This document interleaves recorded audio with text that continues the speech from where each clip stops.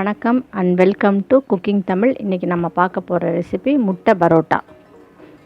இது எப்படி செய்கிறோன்னு இப்போ பார்க்கலாமா? ஒரு கடாயில் ஒரு 5 டீஸ்பூன் ஆயில் ஊற்றிக்கணும்.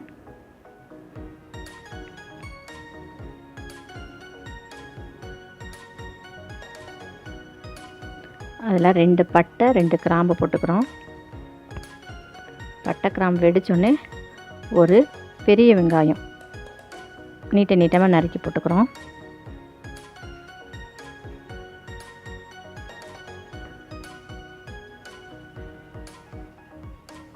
இந்த பெரிய வெங்காயம் லைட் ப்ரௌனாக மாறணும். இதுக்கு நான் 4 பரோட்டா எடுத்திருக்கேன். எங்கள் வீட்டிலே போட்ட பரோட்டா தான். இதுக்கு 2 தக்காளி சேர்த்துக்கிறோம். லைட்டாக ப்ரௌன் ஆனோடனே 2 தக்காளி சேர்த்து வதக்கிக்கணும்.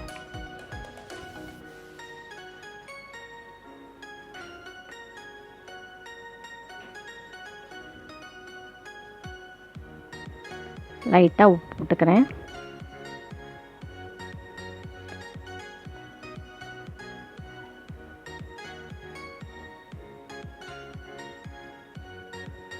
போட்டு நல்லா வதக்கி விட்டுட்டு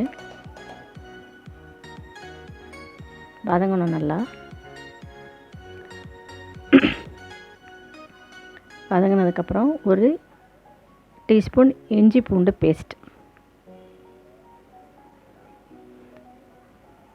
ஏன்னா பரோட்டா அவ்வளோ செரிக்காது. இது மைதா மாவு பரோட்டா, கோதுமை பரோட்டா இல்லை, மைதா மாவு பரோட்டா. அதனால் இஞ்சி பூண்டு பேஸ்ட் போட்டுக்கிறோம். அப்புறம் 1 டீஸ்பூன் மிளகாத்தூள், 1/4 டீஸ்பூன் மஞ்சத்தூள்,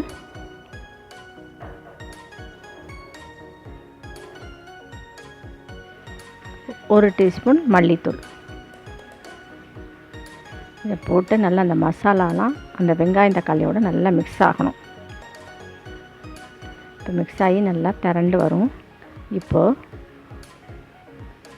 இதுக்கு 2 முட்டையை நான் அந்த மசாலாவோட பொத்து ஊற்றிக்கிறேன்.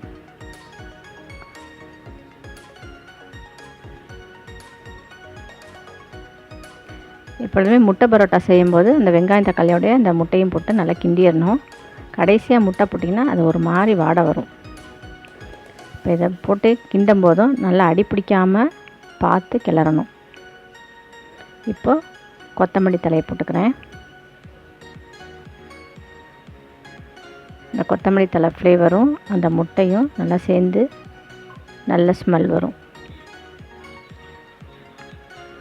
இப்போ கொஞ்சோண்டு தான் உப்பு போட்டேன். இப்போ இந்த முட்டைக்கு இந்த மசாலாவுக்கு தேவையான உப்பை நான் போட்டுக்கிறேன். இதை நீங்கள் பார்த்து போட்டுக்கணும்.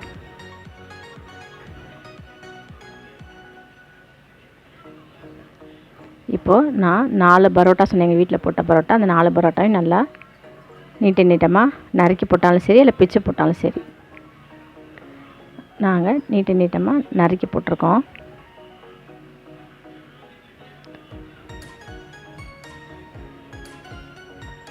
இதில்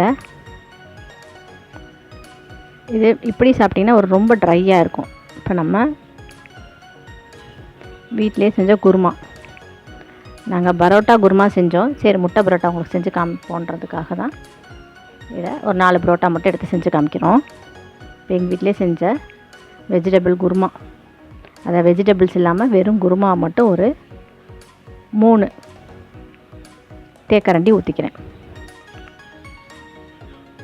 இல்லைனா குழம்பு கரண்டி, ஒரு குழி கரண்டின்னு சொல்லுவாங்களா, அதில் 1.5 ஊற்றுனீங்கன்னா நல்லாயிருக்கும். இப்போ பார்த்தீங்கன்னா அந்த பரோட்டாவில் நல்லா மிக்ஸ் ஆயிடுச்சு இந்த மசாலாவும். அது இல்லாமல் இந்த நம்ம குருமா ஊற்றுனனால சாஃப்டாகவும் இருக்கும். ரொம்ப ரஃப்பாக ஒரு மாதிரி ட்ரையாக இருக்காது. இதை ஒரு 2 நிமிஷம் விட்டுறணும். அப்படியே இதில் லாஸ்ட்டாக கொஞ்சோண்டு மிளகுத்தூள், மிளகையும் ஜீரகையும் அரைச்ச தூளை ஒரு 1/4 டீஸ்பூன் சேர்த்துக்கலாம். போட்டிங்கன்னா அது ஒரு நல்ல ஃப்ளேவர் கொடுக்கும்.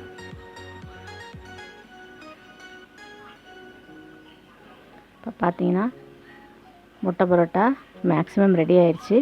இப்போ நான் எங்கள் வீட்டிலையே நட்டு வச்சு வளர்க்குற வெங்காயத்தால் யூஸ் பண்ணுறேன்.